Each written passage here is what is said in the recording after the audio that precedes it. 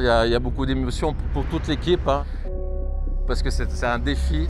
C'est déjà une victoire en soi d'avoir réussi à fabriquer un véhicule en 8 mois. Et on est là pour pousser toute la filière, montrer que la technologie existe. Le H2 Racing Truck va affronter la dureté du Dakar.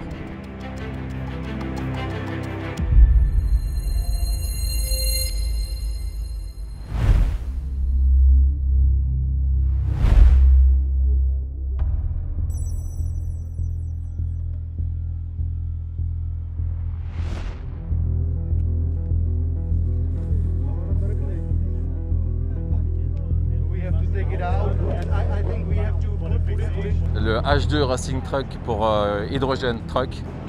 C'est le premier camion hydrogène donc à faire un Racing Truck.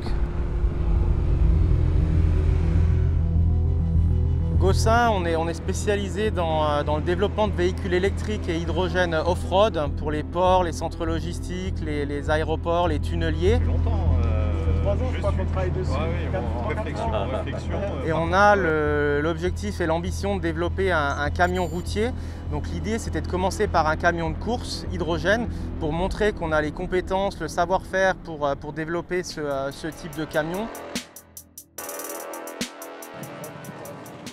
Et puis là, la partie cooling, là. On prend le logo de Gossin, voilà.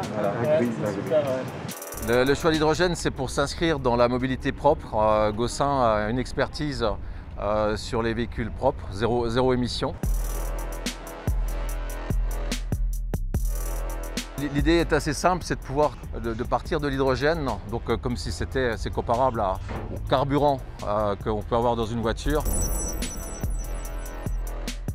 Et ensuite, pour produire l'électricité, on utilise une pile à combustible qui va transformer partie de cet hydrogène en électricité, une autre partie part en eau.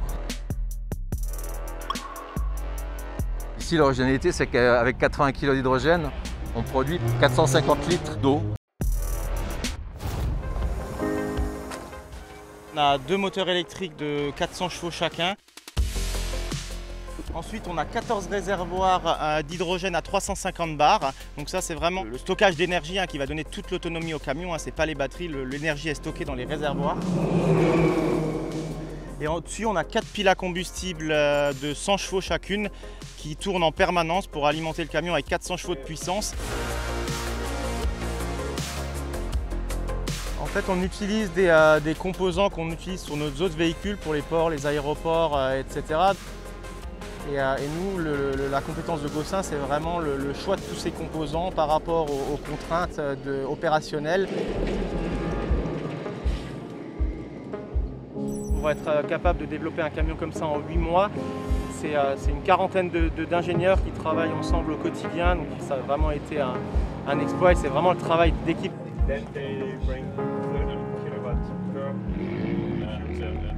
C'est bien sûr complexe, il y a beaucoup de technologies différentes qui sont utilisées.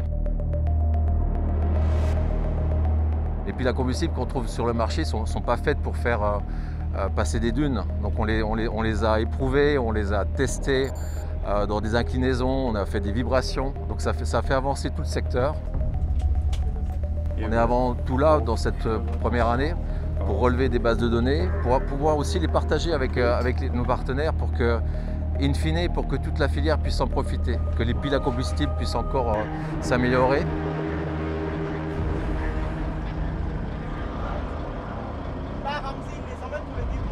L'objectif, c'est vraiment de montrer qu'on a les compétences pour faire un camion qui est capable, dans des conditions extrêmes comme le Dakar, avec de la chaleur, des pentes, de la poussière, des conditions vraiment extrêmes.